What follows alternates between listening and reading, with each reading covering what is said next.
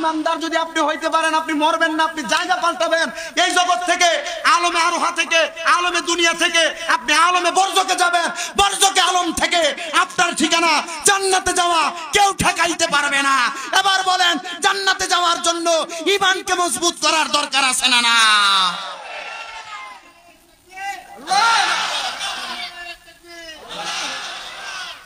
ঈমানকে মজবুত করেছে।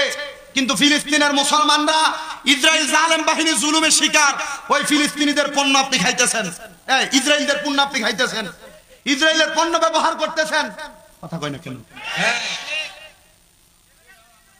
বেশি করে সেভেন আপ খাইতেছে।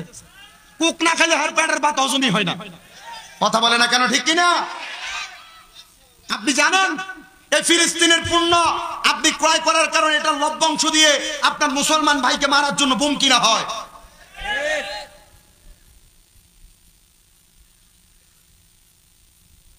পানির বোতল নামাই দিছি কেন জানেন?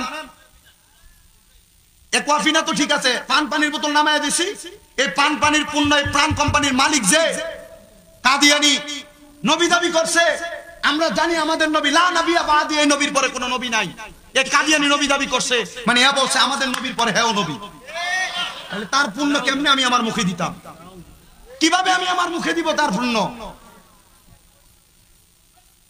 আমার বিবেক বাধা দেয়। কিন্তু আবার দেখেন, আমি বাজে ব্যবহার করব না, সুন্দর ব্যবহার করব। আল্লাহ করার তৌফিক দান করুন। পরে না আমি মুসলমান ইমানদারের রূহটা কবজ করে ফেলবে, টের পাবে। কষ্ট হবে? কেন হবে না? ইমানদার বলেন, কেন হবে না? তাহলে এমন ইমানদার আমাদের হওয়ার, আমি এটাই বুঝাইতে চাইছি আপনাদের। এটা আমাকে এখান থেকে ওঠার সময় একজন যে বইলা গেল, হুজুর এলাকার মানুষ নামাজ পড়ে না, একটু বইলেন। আপনাদের কাছে শরম লাগে না? মনে কষ্ট যাচ্ছে আপনাদের? আব্বাজি মনে রাখবেন, দুনিয়ার সময়টা, দুনিয়ার জিন্দেগি অল্প সময়ের জিন্দেগি, কাটায় চলে যাবে। আপনার স্ত্রী 2 দিন 3 দিন 5 দিন 1 মাস কান্না করবে, এরপর শেষ। আপনার সন্তান অল্প কিছুদিন কান্না করবে, শেষ। এখানে অনেক অনেক মুরব্বী আছে, জিজ্ঞেস করো এদের বাপ মার কবর যে কবরস্থানে দিছে নিয়ে যদি দাঁড় করায় দেওয়া হয়, বাবা মার কবর কোনটা চিনিয়ে দিতে পারবেন? আপনি কি নিয়ে বাহাদুরি করেন বাবা? কি নিয়ে বাহাদুরি করে? মা বোন যারা পর্দার আড়ালে আছো, স্বামীর কথা শোনো না, স্বামীকে ধমক দাও, স্বামীর কথা না মাইনা তুমি ভাঙ্গুরা বাজারে চলে যাও। মা মনে রাখো, এই স্বামীকে নারাজ করে জান্নাতে যেতে পারবা না।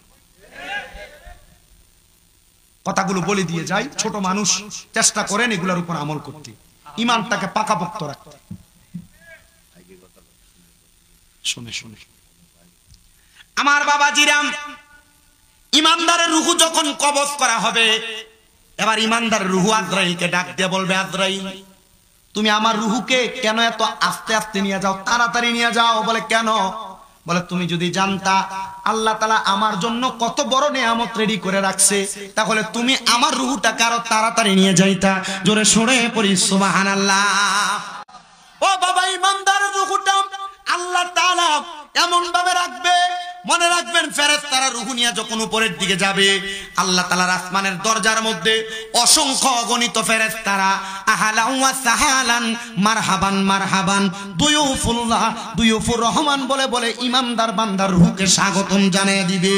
ও বাবা, বান্দাকে যখন স্বাগতম জানায়া উপরে রিসিভ করে নিয়ে যাওয়া হবে, বান্দার রূহকে কোনো জায়গার মধ্যে রাখা যাবে না।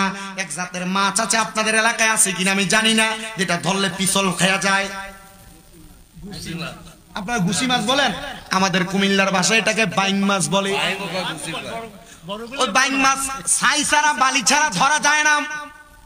আমাদেরকে যখন কুমিল্লা আলিয়া মাদ্রাসার মুহাদ্দিস আব্দুর রাজ্জাক হুজুর হাদিস শরীফটা পড়ায়, এই হাদিস পড়াইতে যে টানা 3 দিন কান্না করছে, 3 দিনে এক হাদিস পড়াইছে।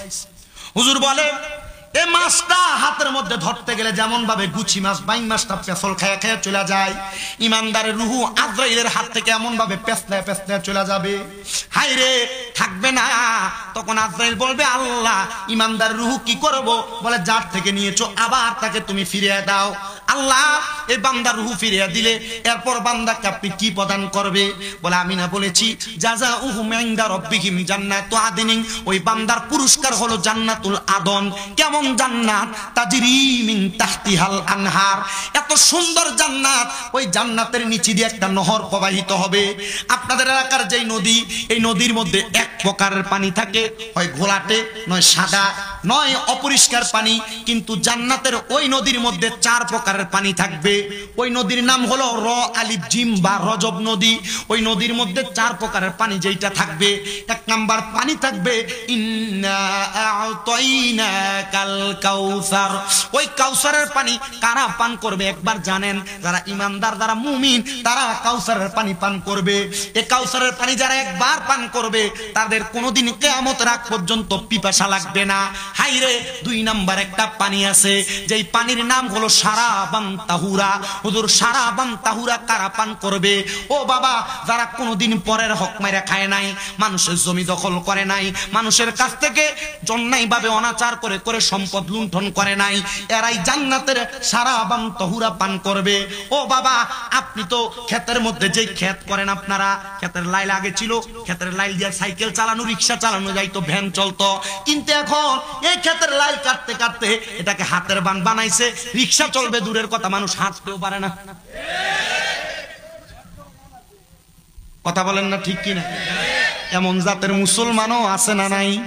আরে শুধু তাই না, মা বাবা মারা যাওয়ার পরে নিজের বোনকে ওয়ারিসের সম্পত্তি বুঝায় দেয় না, এমন চোরও আছে না নাই? ও বাবা, বড় ভাই মারা যাওয়ার পরে ভাই বাতিদার জমি বুঝায় দেয় না, দখল করে জমির খুঁটিতে 1 হাত বাড়ায় গাড়ায়, এমন চোরও আছে না নাই? এরা চোর, এরা জান্নাতের শারাবান তাহুরা পান করতে পারবে না। আরেক প্রকার পানি হলো জান্নাতের লাবান, জান্নাতের দুধ। ইয়া রাসূলুল্লাহ, কারা পান করবে জান্নাতের দুধ? আমাদের সমাজে অনেক জাতের মানুষ আছে যারা হারাম খায় না, যারা পরের হক খায় না, এই মানুষগুলা জান্নাতের দুধ পান করবে, কিন্তু জান্নাতের দুধ তারা পান করতে পারবে না যারা দুনিয়ার জমিনের মধ্যে সুদ খাইছে, ঘুষ খাইছে, পরের হক মাইরা মাইরা খাইছে। এবার বলেন, এমন সুদখোর আর ঘুষখোর সমাজের মধ্যে আছে না নাই?